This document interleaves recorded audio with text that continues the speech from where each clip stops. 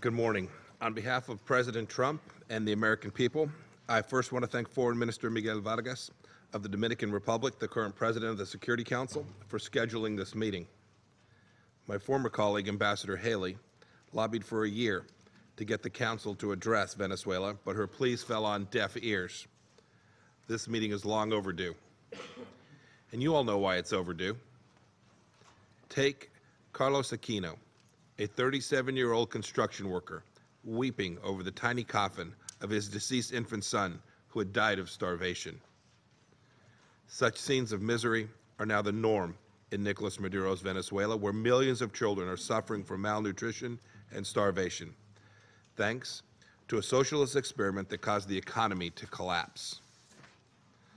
This human misery isn't a secret. Stories like this one are well documented by our press corps. You can read about men like Carlos every day. People like him are why the United States has called this meeting.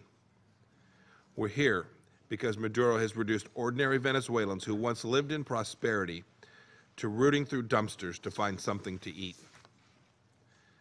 We're here because scores of Venezuelan women, some of them teenagers, have fled Maduro's madness to other countries and in desperation turned to prostitution to survive. We're here because of Maria Vilema, a school psychologist who said through tears, "We have a government that is dedicated to destroying, not to constructing." Another man, a farmer, named Vladimir Sequeira, who never got more than a sixth-grade education, but he hoped that his stepdaughter Gabriela could fulfill her dreams of being a lawyer. She now says, "Our whole future has been taken away." That future, for her and all Venezuelans, didn't magically disappear on its own. The Maduro regime's failed policies, oppression, and corruption stole that future. The United States is helping to recover a brighter future for Venezuela. We're here to urge all nations to support the democratic aspirations of the Venezuelan people as they try to free themselves from former President Maduro's illegitimate mafia state. The humanitarian situation demands action now. It demands action today. Today, 9 out of 10 citizens live in poverty. Millions lack access to drinking water and food. 3 out of 4 hospitals have been abandoned. 3 million Venezuelans have been forced to flee their homeland, thereby flooding the region and threatening international peace and security. Maduro's prisons are full of political prisoners unjustly behind bars, and the graveyards hold dissidents and protesters that have been killed by this regime. I want to talk to you about just one of them, a member of the City Council of Caracas named Fernando Alban. Just 4 months ago, he came here to this city to meet with the world's representatives who gather here every year during the United Nations General Assembly. He came here to speak about the failures of the Maduro regime and about his hopes for a more democratic and a more prosperous future for his country.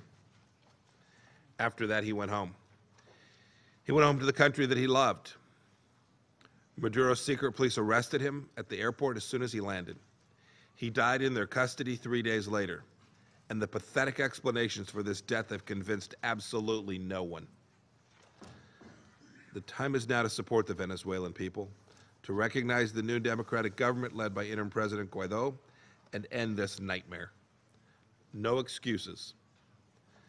The United States stands with the Venezuelan people. So far, many other nations have chosen to do the same, and they too have recognized the legitimate government of interim President Guaido. The United States stands proudly with you as we stand together in support of Venezuela. You knew the Venezuelan people did not have a moment to spare. And now it's time for every other nation to pick a side. No more delays, no more games.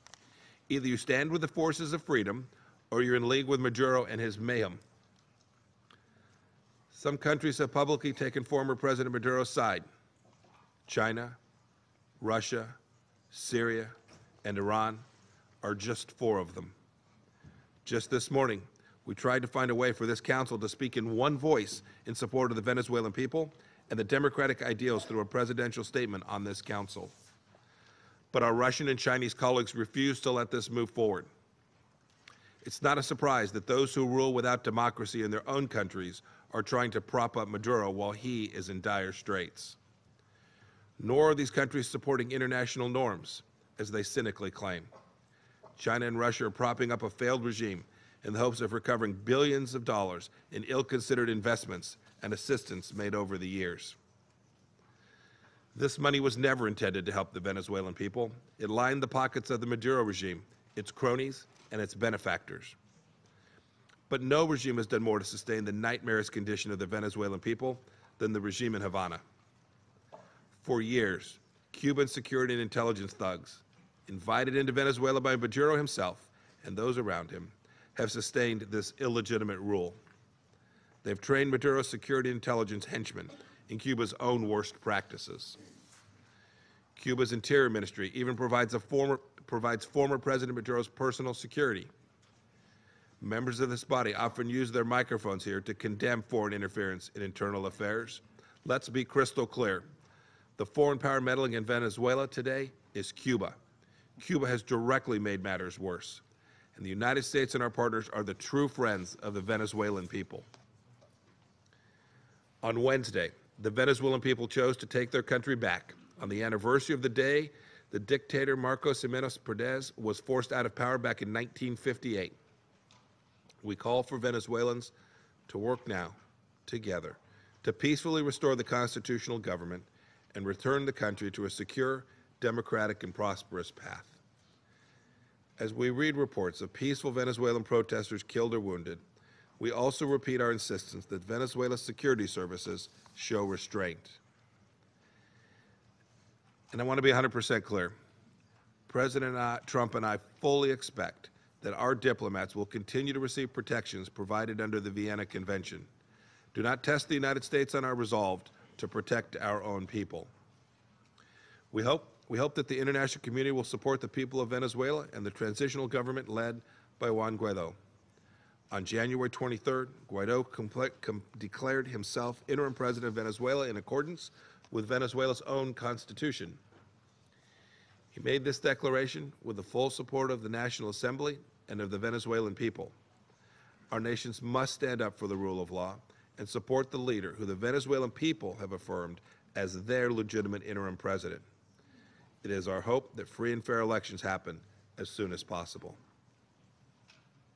Back in 1961, President Kennedy spoke in Caracas. He declared, quote, "We will be partners in building a better life for our people." America's ambition has not changed since that day. We stand with the Venezuelan people as they seek to build a better life for themselves. And we cannot ignore the suffering or tyranny taking place in this proud nation. Neither should other countries who care about freedom and prosperity. Today we call on all members of the Security Council to support Venezuela's democratic transition and interim President Guaidó's role in it. Thank you.